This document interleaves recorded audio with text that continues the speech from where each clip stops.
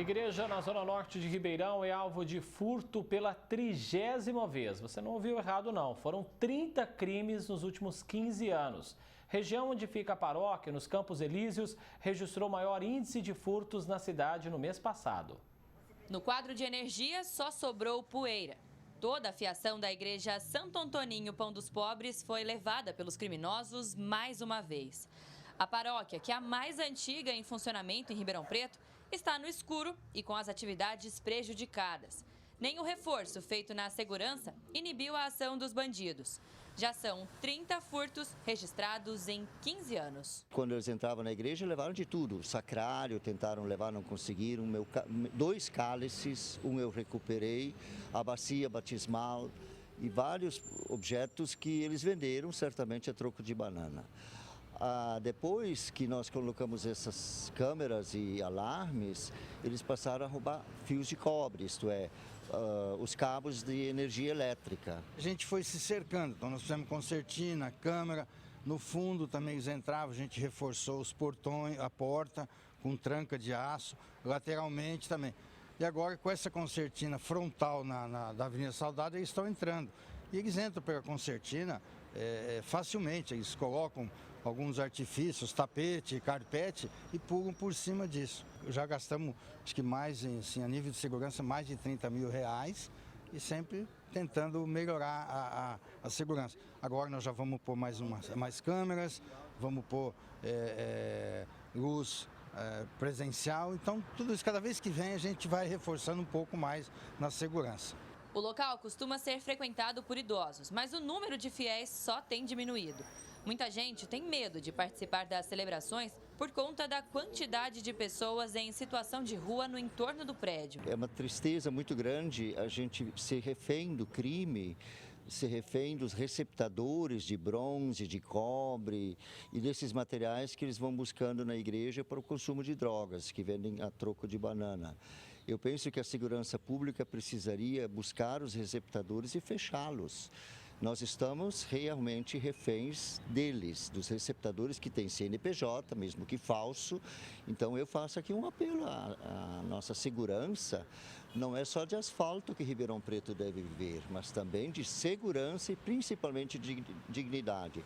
O cidadão não está mais seguro, nem nas igrejas, nem na própria casa e nem nas ruas. Para o consultor em segurança, é preciso combater, acima de tudo, a receptação e reforçar a segurança tanto nos imóveis quanto nas ruas. Tem que ser feita uma análise geral, né, e reposicionar talvez esses equipamentos, também iluminar melhor e principalmente solicitar ao comando da Polícia Militar que seja intensificado o patrulhamento aqui. Mas, para mim, como sempre, a grande motivação é a impunidade. Enquanto crimes de alto potencial, com o uso de armas de alto calibre, roubos, tráfico de drogas, estão sendo liberados por certos membros da Justiça, essas pessoas não ficam presas mesmo e elas voltam para praticar esses furtos. A igreja fica na Avenida da Saudade, nos Campos Elíseos, zona norte de Ribeirão Preto. Nos últimos anos, o número de crimes tem crescido consideravelmente nessa região. Segundo dados da Secretaria de Segurança Pública, o distrito policial dessa área registrou só no mês de junho 323 casos de furtos, o maior índice de toda a cidade. O Campos Elíseos ele está no entroncamento Centro, Tanquinho, Ipiranga, Simeone. Aqui nós estamos no meio, na encruzilhada de todos esses bairros. Então, criminosos, eles transitam por aqui, já praticam esses crimes e também aqui há uma grande concentração de desmancha, né, que compra esse tipo de material. O que nós percebemos na cidade de Ribeirão Preto é um aumento significativo da população em situação de rua, né? E quando a gente fala que lidar com essa população é complexo, não, parece clichê, mas não é. Então, o que a gente precisa olhar? Segurança pública. O que tem sido feito no entorno ali dos Campos Elíseos com relação à segurança pública? Assistência social, a abordagem, que é um serviço que nós temos em Ribeirão Preto. Como tem atuado com essa população, principalmente no Campos Elíseos, que na verdade já é histórico, né? Naquele bairro tem uma densidade maior dessa pessoa em situação de rua. A advogada especialista em assistência social defende que as políticas públicas precisam estar interligadas para tentar minimizar a situação e os impactos dela na sociedade. Eu preciso estimular essa pessoa a procurar o serviço público, porque é ali que ela vai encontrar a oportunidade de transformar a vida. E ali não é só assistência social, aí eu preciso olhar para a saúde. A saúde, como que está a saúde para essa questão da doença mental, para essa questão da dependência química? Grande parte, quase 70% das pessoas em situação de rua, ela é um dependente químico. E o que a gente tem observado também, infelizmente, é muita gente criminosa se infiltrando entre as pessoas em situação de rua para cometer delito. Alice Carvalho para o Jornal da Clube. A Secretaria Estadual da Segurança Pública e a Polícia Militar não se manifestaram até o fechamento desta edição. E já quero saber, inclusive, a sua opinião, opinião do telespectador do Jornal da Clube, Igreja da Zona Norte de Ribeirão, essa aqui, furtada 30 vezes. Comenta lá na nossa transmissão que está acontecendo agora no Facebook ou no YouTube. Deixe seu comentário, sua opinião, vou mostrar aqui também. E já no nosso telão, no nosso canal digital da Clube, está o Rafael dos Anjos, especialista em administração pública. Rafael, o que a gente vê acontecendo aí em bairros tradicionais de Ribeirão Preto são anos de erros cometidos e não corrigidos. Nós chegamos no momento, então, em que a cidade não vai conseguir resolver sozinha essa crise que estourou na segurança pública. Uma ótima tarde, bem-vindo. Ótima tarde, André. Boa tarde a todos que nos assistem no Jornal da Clube. É uma situação bastante complexa que envolve não só a questão de segurança pública, como a questão da drogadição e a questão da responsabilidade social e da assistência social.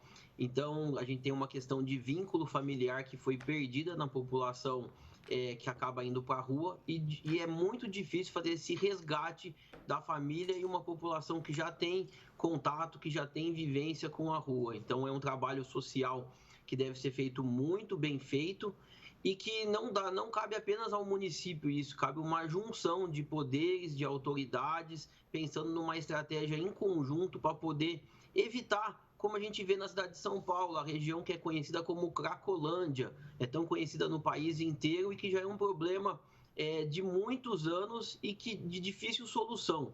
Então a gente precisa evitar agora esse problema que ocorra na cidade de Ribeirão Preto de forma semelhante. Agora, se nós temos uma igreja furtada 30 vezes, quer dizer, os criminosos eles perderam qualquer tipo de pudor. E aí os administradores públicos eles têm que lidar com essa realidade, infelizmente. Sim, André. A gente precisa lembrar na nossa Constituição, o artigo 144, ele fala: segurança pública é um dever do Estado, direito e responsabilidade de todos. O que a gente precisa nesse caso específico? A gente já tem uma estatística criminal muito alta, 30 vezes não é nem razoável que isso ocorra. Então a gente precisa ter uma política forte de prevenção, de identificação dos responsáveis e também a gente precisa lembrar um pouquinho assim da teoria da questão de ser punido as pessoas que cometem delito. É como se tivesse um radar. Por que as pessoas veem um radar e não aceleram o carro? Porque elas têm certeza que vão receber a multa. Aqui é a mesma coisa, como foi muito bem dito na reportagem. A gente precisa acabar com a sensação de impunidade que se tem. Quando se acabar essa sensação de impunidade, as pessoas têm certeza que pelos pequenos delitos elas também serão responsabilizadas, a gente vai ter uma mudança no país. A gente já viu isso acontecer em outras partes do mundo. A gente pega a teoria das janelas quebradas, que foi formulada inicialmente em 1969 nos Estados Unidos, começou a tomar corpo em 1982, e na década de 90 começou a fazer a diferença de fato na redução dos índices de criminalidade. O que ela diz, essa teoria? Que você precisa cuidar das pequenas coisas, não dá para você deixar a ordem pública de uma maneira abandonada, você precisa ocupar os espaços, manter limpo, preservado. Você vê nas imagens aqui do meu lado a questão da pichação, então você precisa deixar um ambiente limpo, bem iluminado, frequentado pelas pessoas de bem, para que se evite situações como ocorre já pela 30ª vez nessa mesma igreja. Bem, o número de pessoas em situação de rua, infelizmente, aumentou nos últimos anos. É um problema que exige uma ação coordenada agora dos órgãos públicos, então. Sim, a gente está falando de uma questão econômica muito séria. A gente passou pela questão do Covid. A gente precisa pensar como trazer essas pessoas, incluir essas pessoas na sociedade, porque a gente precisa resgatar a dignidade do cidadão. E não adianta, o cidadão sem dinheiro no bolso, ele não consegue ter a sua dignidade numa sociedade como a nossa hoje. Então ele precisa ter condição de sustentar a sua família. E hoje isso está cada vez mais difícil com o preço dos alimentos subindo de maneira muito alta. Você tem uma alimentação num nível que dado o nosso salário mínimo, é significativo. Então a gente pega muitas pessoas que, ainda que não estejam em situação de rua, passando fome ou reduzindo muito com restrição alimentar, e você tem as pessoas que já passam por uma situação de rua. É importante uma ação coordenada. A gente não pode ser leviano de achar que vai ter uma solução mágica para isso. Vai ter que ter planejamento, comprometimento dos diversos órgãos públicos no caso, e a execução desse planejamento no médio e longo prazo, para que a gente consiga mitigar esses efeitos e, quem sabe, resolver de fato a situação. Rafael dos Anjos, especialista em administração pública, agradeço a sua presença aqui no Jornal da Clube. Um forte abraço e até mais, Rafael. É sempre um prazer estar por aqui, André. Uma ótima tarde a todos. Até mais.